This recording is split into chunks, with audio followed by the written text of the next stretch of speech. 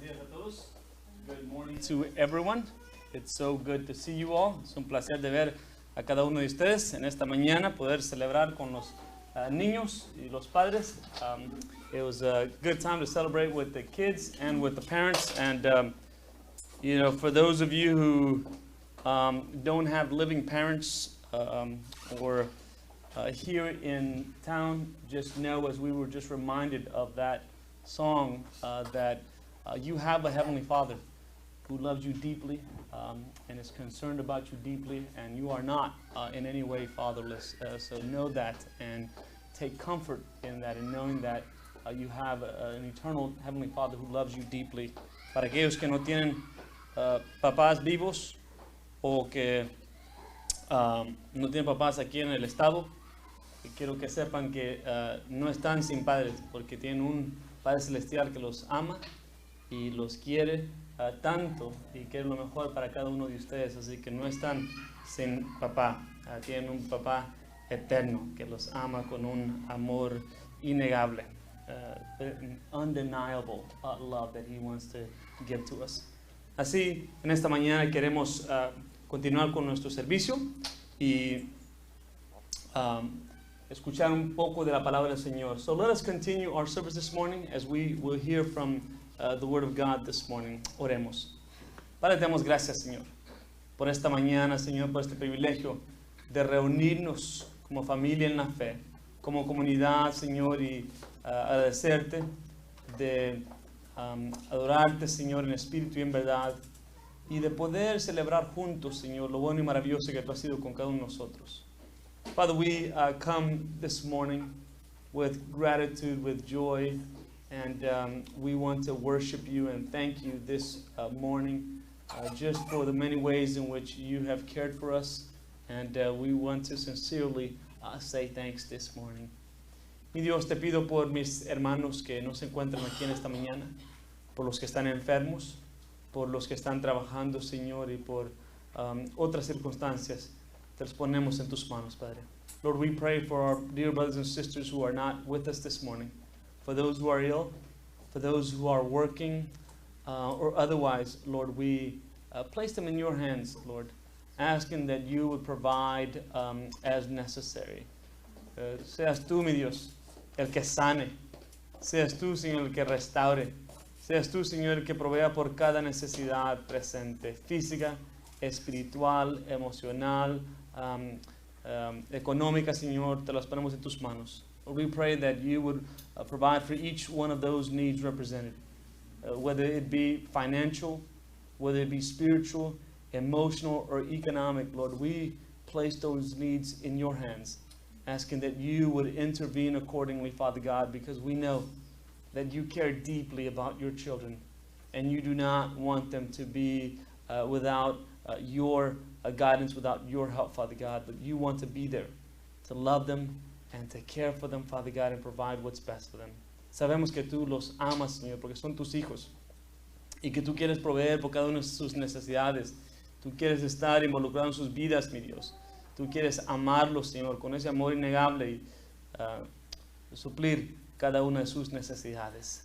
Gracias te damos, Señor, y esta mañana queremos apartar estos momentos para el consejo de tu palabra. Yo te pido, mi Dios, que tú uses a tu siervo para exponer tu palabra claramente, Señor, convincentemente. Que tu palabra, Señor, sea guiada por tu Espíritu Santo, que sea cristocéntrica y que sea para honra y gloria tuya, Padre. We pray, Father God, as we set aside this time to listen to the counsel of your word, that you would use your servant to speak these truths with clarity and conviction. I pray, Father, that this message would be Spirit-led, that it would be Christ-centered, and that it would be to the glory of the Father. Es nuestro deseo, mi Dios, que tú transformes corazones y mentes un mensaje a la vez. It is our hope and our desire, Lord, that you would transform hearts and minds one message at a time. Para tu gloria y nuestro bien, Señor, encomendamos este tiempo. For your glory and for our good, Lord, we entrust this time into your hands. En Cristo Jesús y por tu Espíritu Santo. Amen. In Christ's name, by your Spirit we pray. Amen. Dos hombres veían los rápidos del río Niagara. So two men were looking at the rivers, the rapids from the Niagara River. A lo que uno de ellos dijo, esto es el mayor poder en todo el mundo. To which one man noted, he said, this is the greatest unused power in the entire world. The other man, without flinching, immediately responded and said, no. The greatest unused power in the world is the Holy Spirit. A lo que el otro hombre respondió, no. El poder mayor, menos usado en el mundo es el Espíritu Santo. And I got to tell you, he was on point, because no greater power exists in the universe that is less used than the Holy Spirit. No hay poder mayor en el universo que se usa menos que el Espíritu Santo. Porque la mayoría, o tal vez no la mayoría, aunque posiblemente, muchos cristianos no viven según la guía, la dirección, la ayuda del Espíritu Santo. Because too many Christians live their lives without the direction, without the guidance, and without the help of the Holy Spirit. Demasiado a menudo tratamos de vivir según nuestra sabiduría, nuestras habilidades y nuestra fuerza. Too often, we rely on our wisdom. We rely on our abilities, and we rely on our strength rather than on the Holy Spirit. Vivir de esta manera es agotador e ineficaz. And the reality is, when we live this way, it is so tiring and at the same time ineffective, because we were not meant to live that way. We were meant to be led, controlled, guided by, helped. This is what Jesus said, I will provide a future helper for you. And what we've said to Jesus is, no thanks. Jesús dijo, yo proveeré uno que va a venir a ayudarles, el Espíritu Santo. Y lo que nosotros le hemos dicho a Jesús es, no gracias. No es necesario. He is not necessary. Because by the way we live day in and day out, that's what we're essentially saying. Según vivimos día tras día, es lo que le estamos diciendo a Jesús. No es necesario. Pero la Biblia, hermanos, veremos que es absolutamente necesario. But in the scriptures, we will see this morning that it is absolutely necessary. Perhaps this is why we have so many weak Christians, deficient Christians, and defeated Christians in our day, because we are trying to do it on our own.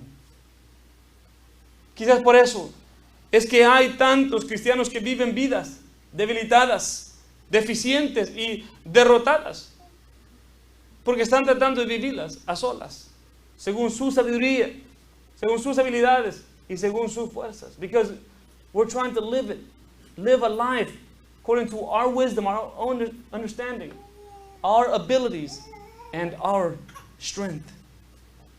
Pero veremos en esta mañana, el apóstol Pablo dice que cada uno de nosotros fuimos libres según el evangelio de la gracia, y fuimos libres para ser guiados por el Espíritu Santo.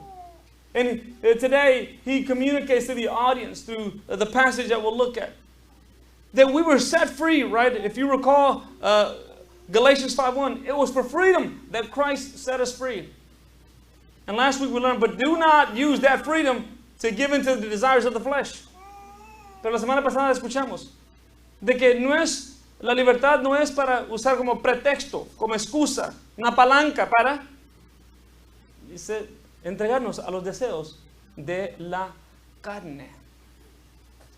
Vamos a ver dos partes. Hoy la primera parte, luego veremos la segunda parte. We will see two parts to this message of being led, guided by the Holy Spirit. Today we will look at part 1. And then we will take a look later at part 2. Vaya conmigo a Gálatas, capítulo 5. So go with me to Galatians chapter 5. Gálatas, inmediatamente después de 2 de Corintios. Galatians, immediately after 2 Corinthians. Okay, and we learned on Wednesday, right? General Electric Power Company. Galatians, Ephesians, Philippians, Colossians. General Electric Power Company. So maybe that'll help you. Okay. Gálatas capítulo 5, 16 al 21. Galatians 5, 16 to 21. Digo pues, andad por el Espíritu y no cumpliréis el deseo de la carne. Porque el deseo de la carne es contra el Espíritu y el del Espíritu es contra la carne. Pues estos se oponen el uno al otro. De manera que no podéis hacer lo que deseáis. Pero si sois guiados por el Espíritu, no estáis bajo la ley. Ahora bien, las obras de la carne son evidentes, son claras, las cuales son inmoralidad, impureza, sensualidad, idolatría, hechicería, enemistades, pleitos, celos, enojos, rivalidades, disensiones, sectarismos. ¿Y cuál es la extraordinaria? Envidias, borracheras, orgías y cosas semejantes, contra las cuales os advierto, como ya os lo he dicho antes, que los que practican tales cosas no heredarán el reino de Dios. But I say, verse 16, walk by the Spirit, and you will not carry out the desire of the flesh. For the flesh sets its desire against the Spirit, and the Spirit against the flesh. For these are in opposition to one another, so that you may not do the things that you please. But if you are led by the Spirit, you are not under the law. Now the deeds of the flesh are evident, which are immorality, impurity, sensuality, idolatry, sorcery, enmities, strife, jealousy, outbursts of anger, disputes, dissensions, factions, envying, drunkenness, carousing, and things like these, of which I forewarn you, just as I have forewarned you, that those who practice such things will not inherit the kingdom of God. Entonces, después de haber establecido que somos libres en Cristo, en los versículos 16 al 18, Pablo va a establecer que somos libres para ser guiados por el Espíritu Santo para resistir los deseos pecaminosos.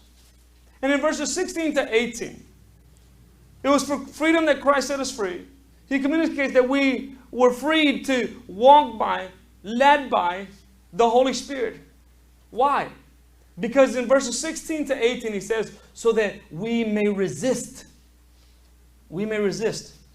those sinful desires, those sinful temptations. Aquí vemos que la libertad no es para hacer lo que yo deseo. Christian freedom is not to do what I desire, but it is freedom to now do what He desires in me. La libertad es para hacer lo que Él desea en mí. Okay? Pablo proporciona precepto, mandato y una promesa. Versículo 16. Andad o caminad por el Espíritu. Ese es el precepto o el mandato. Y note, aquí está la promesa. Y no cumpliréis los deseos de la carne. I love how he does this.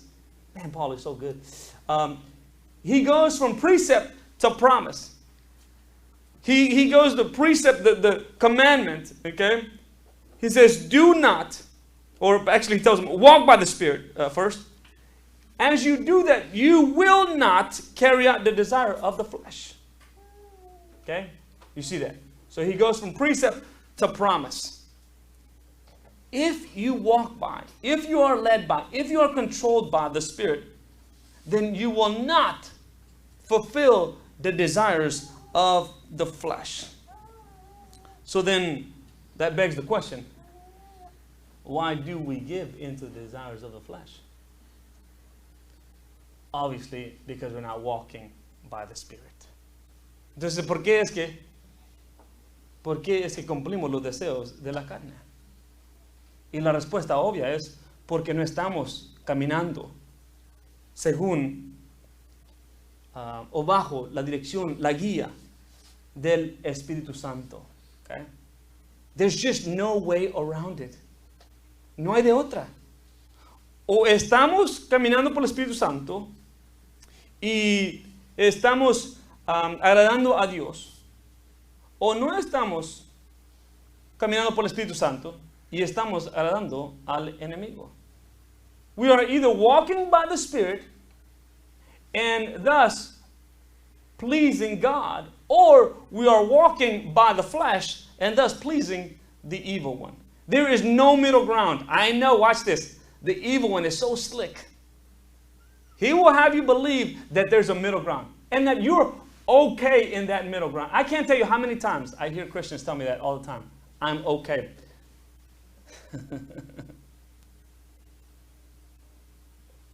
I'm okay.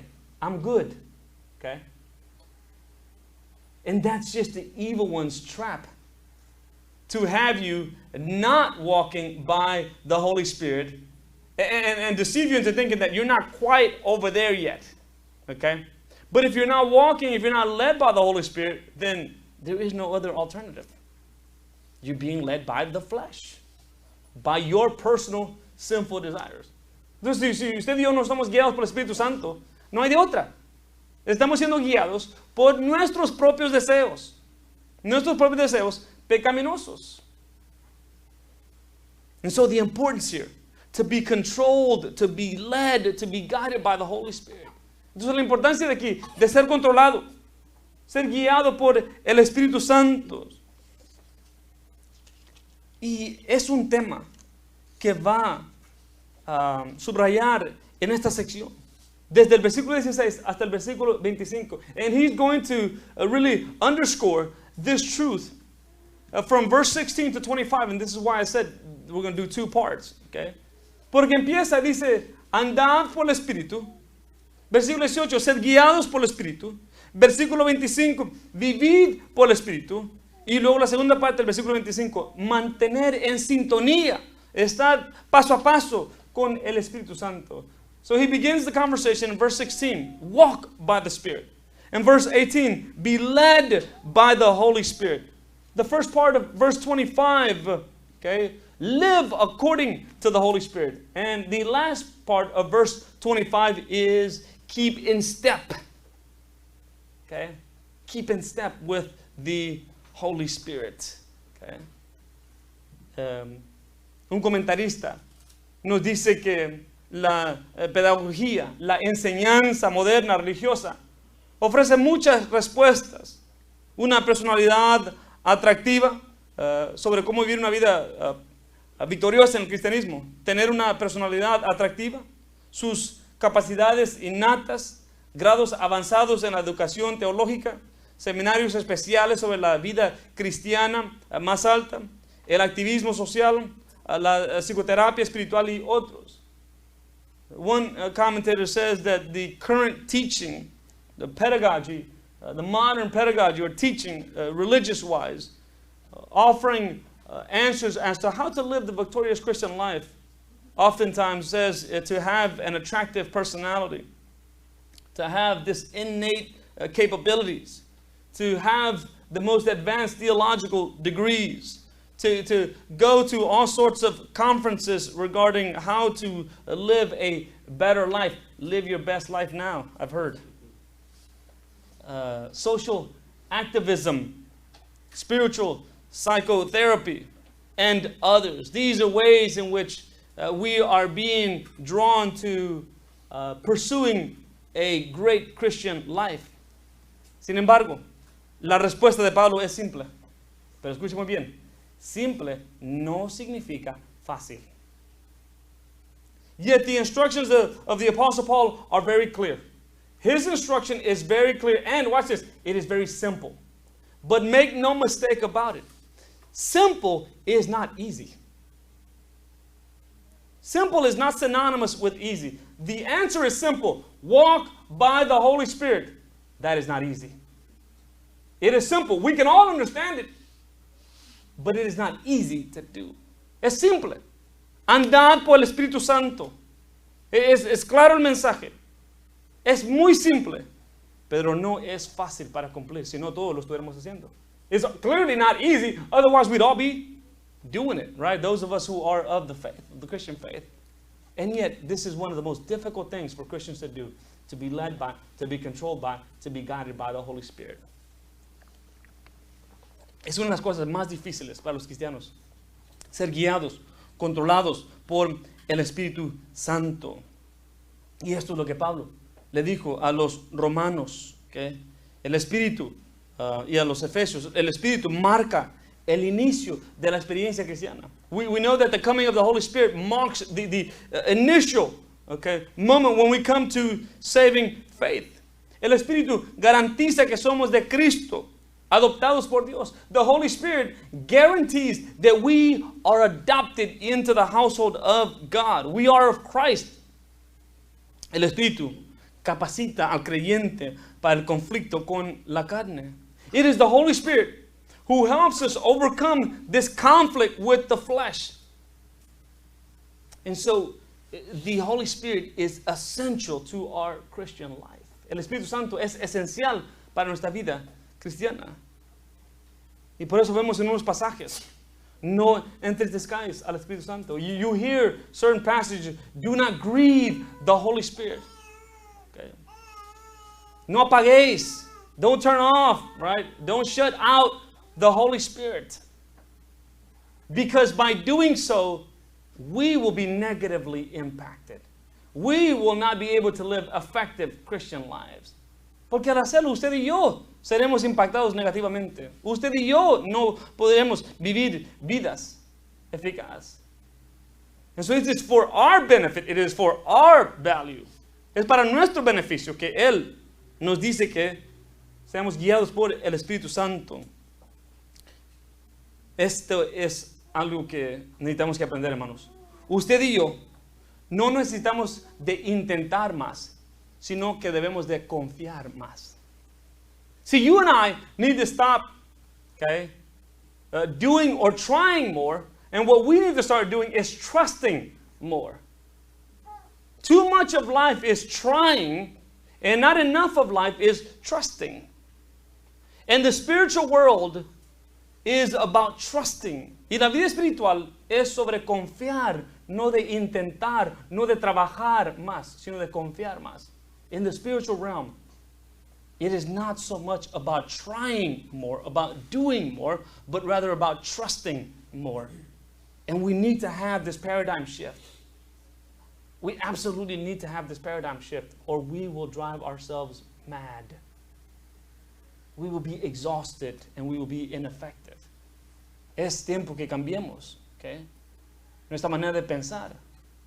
Porque si no, vamos a estar completamente agotados y viviremos vidas ineficaces ante nuestro Señor. Este conflicto entre la carne y el Espíritu Santo será por toda una vida, hermanos. This conflict between the old nature and the new nature will be a conflict till kingdom come. Too many of us have believed the erroneous teaching that somehow when we read in the scriptures that we are new creatures, old is done, we're new creatures, right? We've been fed something that is simply not true. That somehow now my old flesh, the old desires, the old nature is done away with. Wrong. Every day you wake up, you realize that truth. And so we need to mortify the flesh. We need to control, we need to resist the desires of the flesh day in and day out. So we have a new nature which is helping us to overcome the old nature, but we have not overcome the old nature this side of heaven yet. Cada día que nos levantamos, descubrimos y realizamos, ¿verdad?, que la naturaleza pecaminosa todavía existe. Y necesitamos que mortificar, necesitamos que apagar, necesitamos que controlar esos deseos de la carne, porque si no, ellos nos van a controlar a nosotros. Because if we do not control those desires, they will control us. And so we will not live sinless this side of heaven. However, you and I should strive to live sinless. We need to strive to sin less this side of heaven. Entonces, no vamos a vivir sin pecado este lado de la eternidad, pero sí podemos pecar menos este lado de la eternidad. Y eso será posible a través, mediante de el Espíritu Santo. And that will only be true. That will only be possible as we submit to, as we are guided by, as we are controlled by the Holy Spirit. Okay? Él es el que nos da la fuerza, la fortaleza, el poder para hacerlo, la habilidad para hacerlo. It is He who gives us the strength, the ability, okay, to be able to do so. You and I can never underestimate the power of the flesh. It is a powerful force, and it seeks to tear us up from the inside out. No podemos subestimar el poder de la carne y todo lo que quiere hacer en nosotros. Estos placeres físicos, ¿okay? De desear, de tomar todo lo que vemos que nos aparece atractivo. Todo esto, ¿okay? Nuestro orgullo, deseo de tener más posesiones o lo que sea, materialismo. All of this that really seeks to take us day in and day out. Those desires of the eyes that we want to constantly have more of, whether it's possessions, materialism, entertainment, you name it, okay? Whether it is other physical desires. See, this is what we struggle with day in and day out. And if we're left to ourselves, if we're not trusting in the Holy Spirit, we will be overcome. Our physical strength, I don't care how much willpower you have, you will succumb to flesh because you are not more powerful than that force. No importa qué tanto poder de la voluntad usted tenga, usted va a ceder a los deseos de la carne si usted simplemente lo está tratando de hacer según su propia fuerza. Tenemos que depender en el Espíritu Santo porque Él tiene poder ilimitado. Usted y yo tenemos poder limitado. You and I have limited power to deal with our flesh. We need to rely on the Holy Spirit because He has unlimited power to help us deal with these longings, with these desires. And He has made Himself available. Why? Because He is residing within us. Él reside en nosotros y quiere ayudarnos. Está disponible para ayudarnos. Pero lo que nosotros decimos es, no, gracias. We're polite at times with the Holy Spirit, right? He's residing with us. He says, hey, I'm here. I want to help you out. Okay? I want to help you live your best. I want to help you live your utmost for His highest. And you know what we say? Sometimes we say it politely. Other times we're just outright rude. Sometimes we say, no thanks. I got this. Other times we say, I don't need you. Step off. Okay? A veces le decimos al Espíritu Santo, no está bien. Yo lo tengo bajo control, ¿verdad? Y otras veces, aléjate. But He won't. He will not leave, for one, because He's promised to be with us until the day of redemption. And two, okay, He loves us too much to, like us sometimes, we're not as good as friends and family as we should be when we stop encouraging others to pursue the right things, when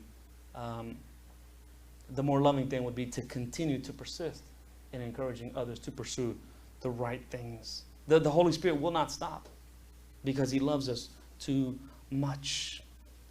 Aunque el Espíritu Santo es infinitamente más fuerte que la carne, es en vano si nos negamos depender en Él. Even though the Holy Spirit is infinitely more powerful than all the desires of the flesh, it is of no benefit if we do not rely on Him to help us overcome. You see, there's a power there at our disposal. We just do not connect ourselves to that power source, right? It's like, you got your phone, your cell phone, and it's running out of juice, and there's a power connection there, but you simply don't avail yourself or the cell phone to it, and guess what? It's going to continue to die out. That's how many of us as Christians are living. The source is there. And we say, no, we're good. And we're constantly running low, okay, on power. Imagine that. Constantly running low on power because we refuse to connect ourselves to the power source, which is none other than the Holy Spirit. Nuestra victoria depende en la potentiación del Espíritu Santo. See, our victory depends on the power of the Holy Spirit.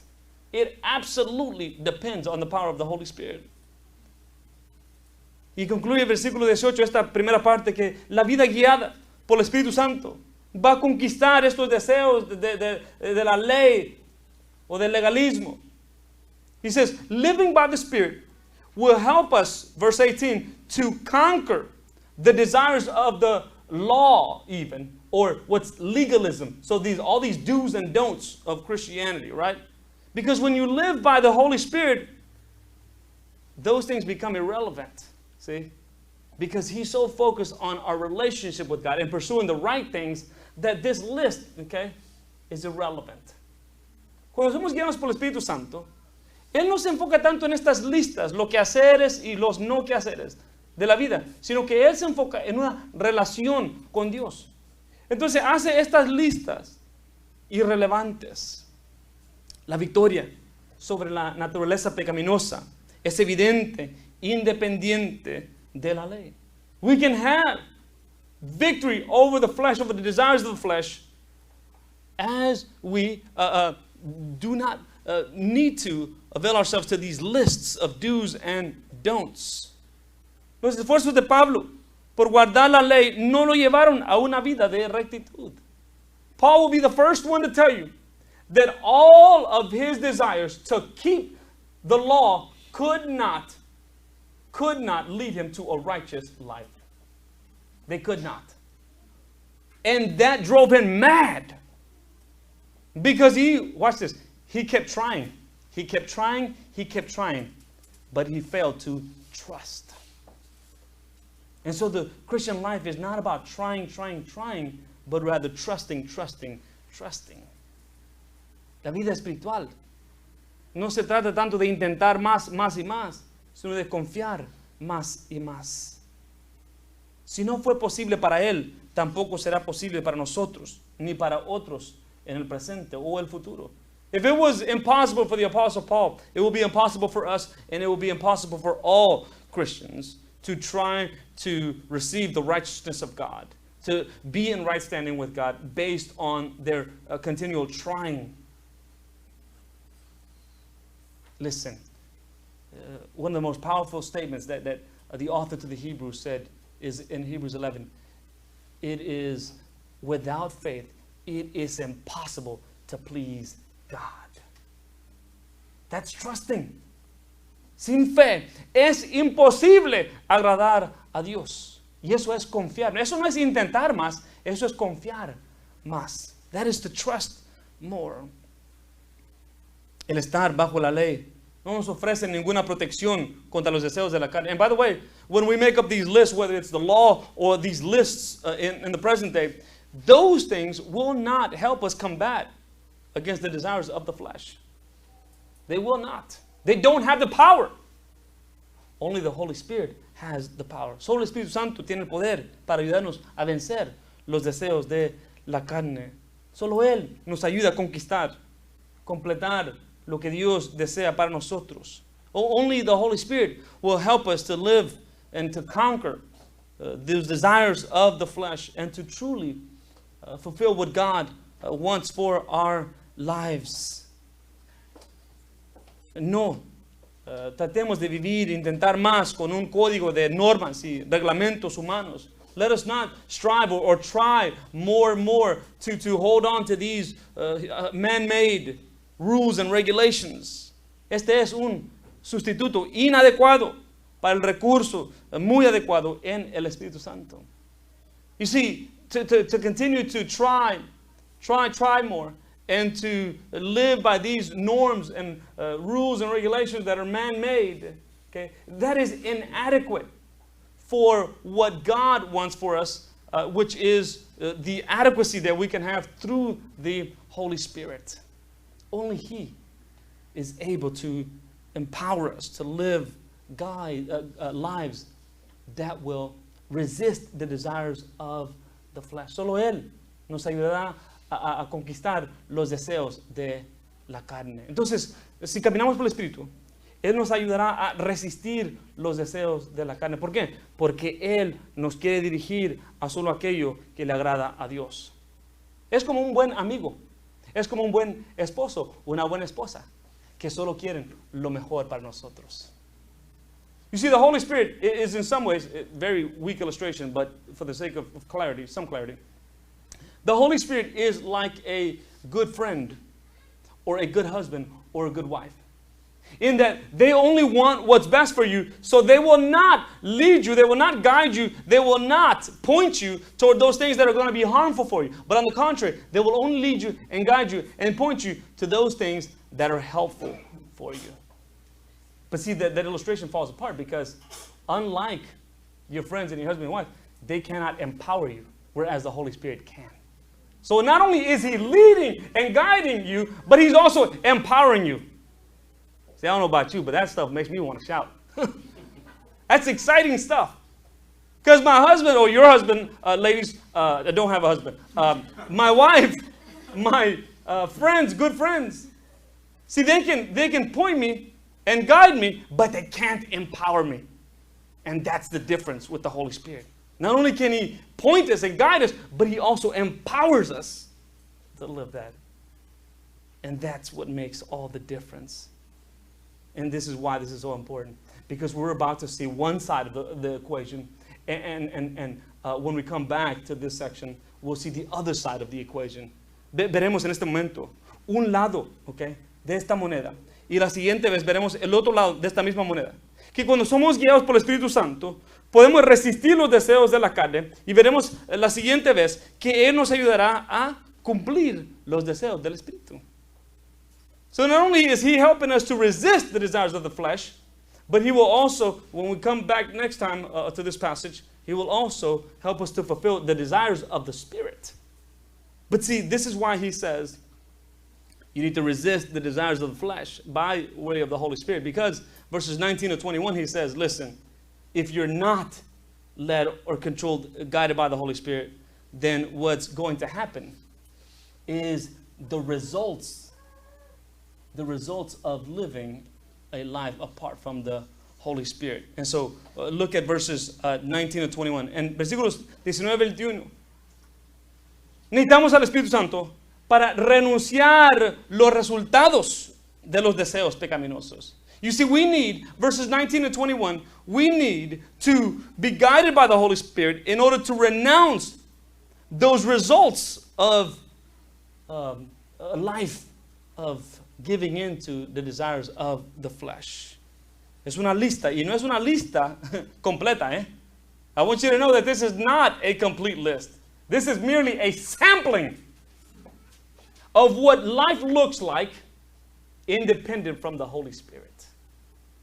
Esto solo es una muestra de cómo se ve la vida independiente del Espíritu Santo. Aquí dice el apóstol Pablo que el creyente no niega alentar o tolerar este tipo de conducta que es incompatible con la vida del Espíritu Santo. Here, 19 to 21, he says that when we are not guided by the Holy Spirit, you and I do not deny, or as we just talked about, resist. Okay? We don't resist. We don't fight against, but rather we give into the desires of the flesh. And that's why we need the Holy Spirit, so that He will help us resist the desires of the flesh. But this is what a life looks like. This is what life results in when we are not led or controlled by the Holy Spirit. Note aquí, parece ver 4 diferentes áreas sobre las cuales Él atiende aquí. There seem to be 4 main areas to which he is attending here regarding these sins that affect our life when we live independent from the Holy Spirit. Los pecados relacionados con la inmoralidad sexual. He begins with 3 sins that are related to sexual immorality. La fornicación. La fornicación es cualquier actividad sexual ilícita. Origen de la pornografía. La palabra pornía es la palabra griega. De donde viene el origen, es el origen de la pornografía. Esta palabra encierra el adulterio, encierra la fornicación, encierra la homosexualidad, encierra la bestialidad y la prostitución. This word, pornea, fornication, is any inappropriate sexual relationship. It is the origin of the word pornography. Pornea is the Greek word. This word has a broad range of meanings. It's used for adultery, it's used for fornication, it's used for homosexuality, it's used for bestiality, it's used for prostitution. So a wide range of sins of sexual nature. La impureza moral, pensamientos, palabras y conducta. El humor sexual, donde la gente hace declaraciones de doble sentido sexual. The next one he talks about is these impurities. Okay? And since it's in the context of sexual immorality, it's dealing with impure thoughts, impure sexual thoughts, impure sexual words. Sometimes those words that are said with double meaning. Okay? Sought to be funny. And a lot of this is making our way into movies and to shows and to programs that these double meanings. And in fact, you know what's even scarier? It's made its way into kids' movies. That's the scary part about it. That when you're watching these animated cartoons, they will say these statements, and as parents, we're like floored. These innuendos in these animated films, because they're no longer making them just for kids, because they know that the parents are going to be there. And so you'll hear the parents laugh, but the kids have no clue. Or they'll laugh, they'll come laugh after the fact because they thought they missed something, and so they laugh now, but they don't necessarily get it. But as a parent, you're wondering, that is unreal. Okay? And it's made its way even into children's movies. Esta impureza la vemos aún en los videos para los niños. Okay? De estas palabras, frases, chistes de doble sentido. Y los niños no necesariamente lo entienden, pero los adultos sí lo entienden. Y es trágico. La sensualidad, mostrar abiertamente y sin vergüenza los pecados sexuales sin interesarles lo que los demás piensen o las consecuencias. This next one is sensuality, this idea of openly, without shame anymore.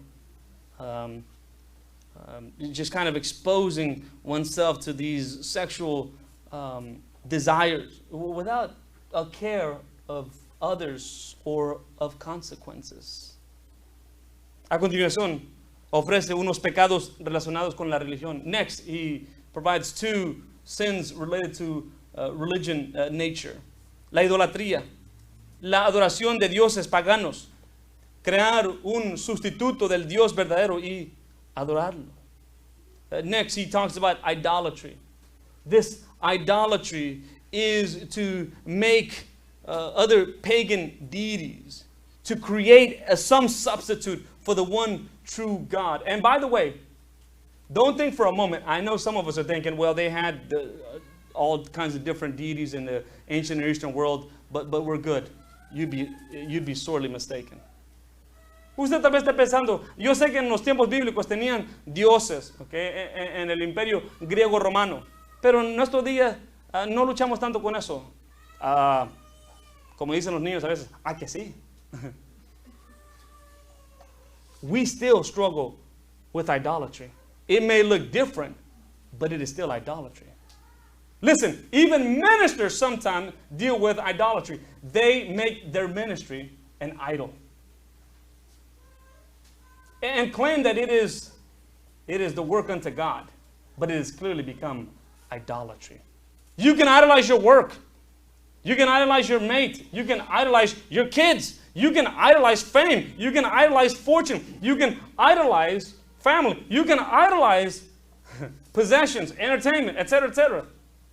Trust me, whatever you're thinking about constantly, whatever you're focusing on, and whatever you're spending the majority of your resources on, that has become your idol. Lo que usted esté pensando, okay? Lo que usted pase todo su tiempo, sus recursos, lo demás, eso se ha convertido en su ídolo. Si ha tomado la prioridad de Dios, se ha convertido en su ídolo. If it has taken the place of God, then it has become an idol. So no, it doesn't need to be some funny looking thing, right? That you put some Buddha on the corner of your house. No, it doesn't have to be that. It can be as subtle as whatever we've given our time and attention and resources to, and our thoughts constantly to. La hechicería. He talks next here about this danger of sorcery. Okay? De aquí es donde viene la palabra pharmakia, la palabra griega. Pharmakia is the word here, and so it's originally from the word pharmacy, but it had different meanings back in those days. El uso de drogas en la brujería o en ritos paganos, puesto que el origen de la palabra es farmacia, es el uso de drogas para crear un trance. So this word here, okay, sorcery, comes from that word pharmakia, and it is the use of drugs, okay, to engage in all sorts of pagan rituals in order to get into some type of trance. Okay? Y luego provee los pecados relacionados con las relaciones interpersonales. He provides a long list here of sins related to interpersonal relationships because these may be the most tempting and these may be the most common. Quizás provee una lista de 8 pecados relacionados con las relaciones interpersonales, porque quizás estas son las más comunes. Enemistades. He begins with enmity. Odio o hostilidad entre personas o grupos políticos, raciales o religiosos. This hatred, right? You've heard of hate crimes. This hatred between political groups, between racial groups, between religious groups, you know. These zealots, these Islamic folks who seek to harm others, these racial groups, KKK groups, or Black Power groups, okay? Political groups, you name it. But there's hatred driving their message. Hay una cosecha de amargura del uno hacia el otro. There's this harvest of ill will and hatred toward one another with regard to these groups. Los pleitos. Okay. Strife is next. Las semillas de la enemistad, la competencia, la rivalidad o amargo conflicto. These strife, we see the seeds of enmity here. This constant competence between one another. Okay, rivalry. This bitter conflict among groups. A continuación, los celos. Next, we see jealousy, problem here of the flesh given into the flesh. Una sensación de resentimiento que alguien más que usted tiene lo otro. Siente que él o ella no lo merecen quizás y que tal vez usted lo merece. The jealousy, this resentment that we have toward others, right? And it can happen in any type of way, okay? Perhaps you believe that they aren't deserving of that job, that car, that house, that husband, that wife, whatever. And somehow you are. And listen, we're not exempt from this. Ministers are not exempt either. Perhaps ministers become jealous of somebody else's ministry, their platform, their church, etc., etc., etc. And so it applies across the board. And so we need to be careful that we don't go down this path ourselves. Okay? Enojos. Next, he talks about outbursts of anger. Iras incontrolables. Arrebatos de ira por razones egoístas. These uncontrollable wrath that we have, right? For instance, somebody may cut us off on the freeway and just that uncontrolled wrath to just go up to that person, either beside them, behind them, or in front of them. You know, what do you think? It is not always self-control. What do you think keeps us when we are cut off on the freeway like that? What do you think keeps us from not going beside that person and emphatically telling them they're number one? Or pulling out a gun for those of you who carry. Or hitting them from behind. Or cutting them off again in front. What do you think keeps us from doing that? I assure you, it's not always just self-will.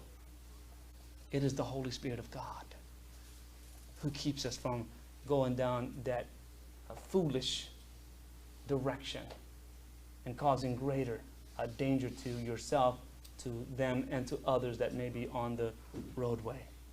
And this is why we need to be controlled by the Holy Spirit constantly. Las disensiones, okay? Dissensions here, desacuerdos o peleas fuertes, these disagreements or strong fights, el sectarismo, las divisiones causadas por las disensiones, sectarianism talks about these divisions that are caused by dissensions between one another, las envidias, el deseo de poseer algo que le pertenece a otra persona. He talks also, okay, about this envying, this wanting to have that which belongs to someone else. It doesn't belong to you.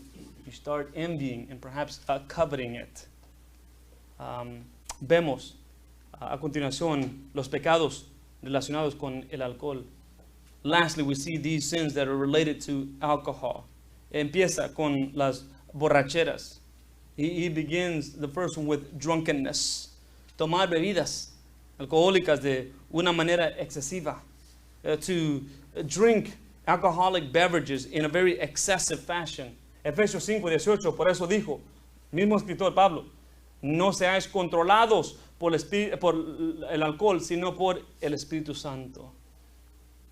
Paul, noting the problems of excessive drinking, reminded the Ephesians, do not be controlled by wine, by alcohol, but rather be controlled, be led, be guided by the Holy Spirit instead. Las orgías, orgies, he speaks of these celebrations, estas fiestas donde la promiscuidad sexual era promovida como resultado de las borracheras. So the orgies are a natural byproduct, a natural extension oftentimes of being drunk. And so that's kind of a next level in the celebration process. And he says, you know, this is what happens sometimes when these people are not controlled by the Holy Spirit to resist these things. Eran comúnmente asociadas con los festivales a los dioses paganos como el dios Baco, hijo de Júpiter y de Semele. These types of celebrations were often done in celebration of their deities like Bacchus and Jupiter and Semele. So these were the ways in which these people engaged in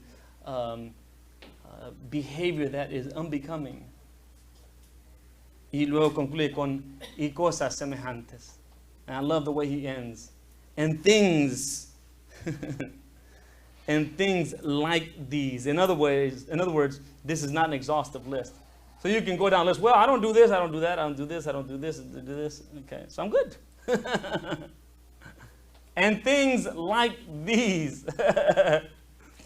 Para los que son tentados de ir en esta lista y decir, bueno, yo no hago esto, yo no hago esto, yo no hago esto. Okay? Y por eso él concluye con, y cosas como estas. Porque esta lista no es completa. Okay? Cualquier otra cosa que sea una ofensa para Dios. Whatever other thing may be offensive to God, this, he says, we should not do. Okay? Y note la advertencia fuerte con la que concluye. And note with a very strong warning that he concludes with.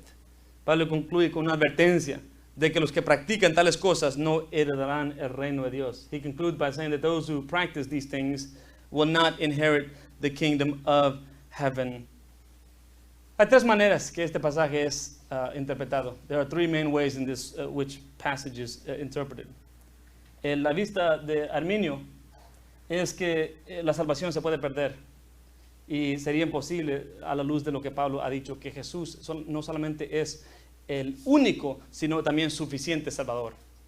Entonces, si Él es el único y el suficiente Salvador, y Él ha ofrecido vida eterna, la salvación no se puede perder. If Jesus Christ is the sole and sufficient Savior, which He's been talking about since chapter 1 of Galatians, if He is sole and sufficient Savior, then it is impossible then for one to lose their salvation. One, they did not merit, they did nothing to earn it, and therefore they can do nothing to remove themselves from it. It was a grace gift, gratuitous, free gift. So no, that doesn't seem to be a good possibility. La segunda posibilidad es de los calvinistas. 5 puntos de calvinistas que dicen que si una persona no evidencia que es creyente y que no tiene buenas obras, que está evidenciando de que no es creyente. The 5-point Calvinist will go down the line and say, well, if a person does not evidence their salvation through their works, okay, through their deeds, then they were not saved to begin with. The problem with both the first view and the second view is that they have put a high premium on works. They're basing it on works to the degree that we can see their works, to which I think would be contrary to what he's been talking about in chapters 1 through 4. Entonces, al igual que la otra, estamos viendo el enfoque en las obras como la evaluación y la evidencia de que alguien es creyente. Yo creo que eso va en contra de lo que Pablo ha estado diciendo, de la salvación que es gratuita, es por gracia, ¿okay? Por Dios. Entonces la última opción que tenemos es de que estas personas que no se comportan o que son caracterizadas por estas cosas van a perder galardones y posiblemente van a ser disciplinados. So the other option then comes to those who will either lose an inheritance at the judgment seat of Christ, or that will be disciplined, or both. Y esto es la herencia, hermanos. No necesariamente es la vida eterna, porque en otra ocasión Pablo usó una terminología muy similar. In another letter, he used almost a similar language. Colosenses 3:24, Colossians 3:24. Sabiendo que del Señor recibiréis la recompensa de la herencia. Es a Cristo al Señor a quien servís. Colossians 3:24. Knowing that from the Lord you will receive the reward of the inheritance. It is the Lord Christ whom you serve and whom you will give an account to. But your salvation is not at stake. What's at stake is your rewards or perhaps even discipline. Entonces lo que está en riesgo es los galardones o podemos decir la disciplina de estas personas. ¿Por qué? Porque ya había dicho que somos hijos de Dios. Somos heredores de las promesas de Dios y somos hijos de la promesa. Because you see, He's already told them. He's already told them that they are children of God. Is He going to renege on that? He's already told them that they were heirs of the promises of God. He's already told them that they are sons of the promise. And so He's not going to renege on those promises. Okay? El argumento de Pablo ha sido que Dios nos ha dado esta salvación como un regalo gratuito, aparte de las obras, desde el capítulo 1. Y entonces perder la salvación de una manera u otra sería contrario al mensaje que ha estado proveyendo a lo largo de esta carta. See, so to lose their salvation somehow would be contrary to what he's already been communicating throughout this entire letter. Okay? Entonces, el punto de Pablo es que no debemos ser caracterizados por estas cosas de las cuales aquellos del mundo son caracterizados por estas cosas. The point that Paul is making is, let us not be characterized by these things, because this is unbecoming of those who are of the faith. Okay? Entonces, no vivamos en sujeción a la carne, sino en sumisión a el Espíritu Santo. If I can wrap it up in one sentence, this is what I will say. If you don't take anything away, if you take nothing else from my sermon, take this away.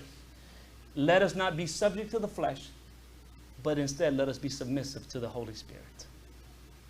That is the central statement of this entire passage. Do not be subject to the flesh, but be submissive to the Holy Spirit. Y quiero concluir de esta manera. I want to conclude in the following fashion. Los griegos tenían una carrera en los Juegos Olímpicos que era única, inigual. The Greeks had a race in the Olympic Games that was, like none other. El ganador no era el corredor que terminaba en primer lugar. There was one particular race that the winner of the race was not the one who finished first. That seems odd, right? Well, didn't I tell you this was a unique one? Era el corredor que terminaba con su antorcha todavía encendida. The winner was actually the one who finished the race with the torch still lit. De un punto espiritual, yo creo que esto es lo que el apóstol Pablo está diciendo a su comunidad. Que corramos esta carrera con la antorcha todavía encendida, día tras día. Que seamos guiados, controlados por el Espíritu Santo.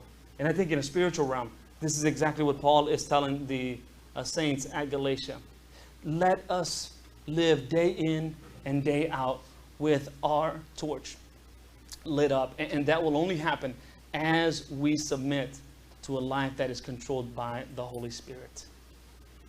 And that is what true victory looks like in the Christian life. Let us stop trying. Let us start trusting more in the Holy Spirit. Ya no tratemos tanto, sino confiemos más. Así vamos a orar y hacer despedidos. Let us pray and then be dismissed. Padre, damos gracias. Porque solo a través de la vida mediante, a través de la guía de tu Espíritu Santo, podemos vivir vidas libres. And the reality is, Lord, that we know that we cannot live free lives apart from the Holy Spirit. Because living apart from the Holy Spirit will only take us back to bondage. And so I pray, Lord, that we would be free to live by the Holy Spirit, because it is by the Holy Spirit that we live free.